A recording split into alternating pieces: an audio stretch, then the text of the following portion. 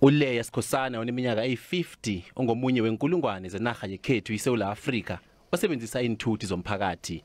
Uvuka ngesamarimarima qobe lilanga enzele ukuthi ngo-4 ngenathakusa abe alinde ibhesi esuka e-Siyabuswa ukuthi akwazi ukufika emsebenzini wakhe eMidrand ngesikhathi.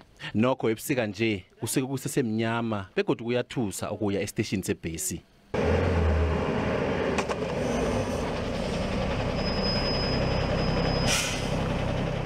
Uhlanganyela nabanye abaningi abakhweli bembhesi athatha nabo amakhambo wokuya emsebenzini. Bakhwela ibhesi esuka eSiyabuswa elibangise ePitori. Kuthi nabafikako ePitori bathathe izinye inkhwelo eziya endaweni zokusebenza ngokwahlukana kwazo.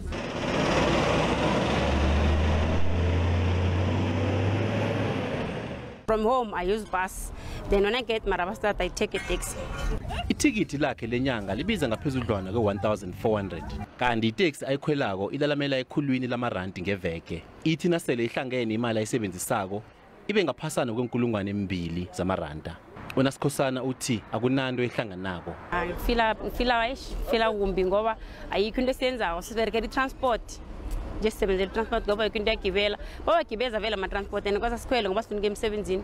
Umholo wakhe sele uphelele zinkulungwane 3 zamaranda. Uthi imali eningi yakhe iphelela endleleni. Kazi uma lo uthi unabantwana abathathu ekufuneka abondle. Uthi uthonyeke khulu ngokukhuphuka kwentengo yembaseli ezako. Uthi izomlimaza ngesikhwanyeni. Yo phela mihlukumezeke khulu ngeprice ekhuphuka now and then nje ngoba sinabantwana esibondlako ene asikhona ukuthi sibonde ngendlela eright ngoba izinto zikhuphuka now and then. Sisebenzisa imali eningi for i-transport. Nakubatshayeli benitaxi bona bathi sele bakhinyabezeke khulu ngentengo yembaseli. Ibonelo phambili lisitshela bonyana kungenzeka yenyuke ngamaranda amathathu intengo yembaseli nakuphela inyanga le. Okuzokwenza bonyana ilitha ligcine libiza i-25 okuzoba ngunobangela wokukhuphula imali yenthuthi.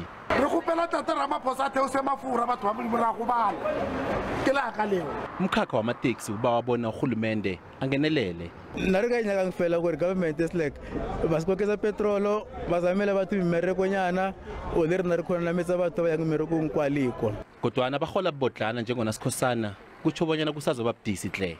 I-government yethu le ayikho into engayenza nje esikhathini sanje ngoba yonke into iyakhwela nebathulula ayikho into abayenza ukuthi ingakhweli kungenzeki next yonke into iyakhwela abantu bayatoyitoya bafuna imali mara zikho.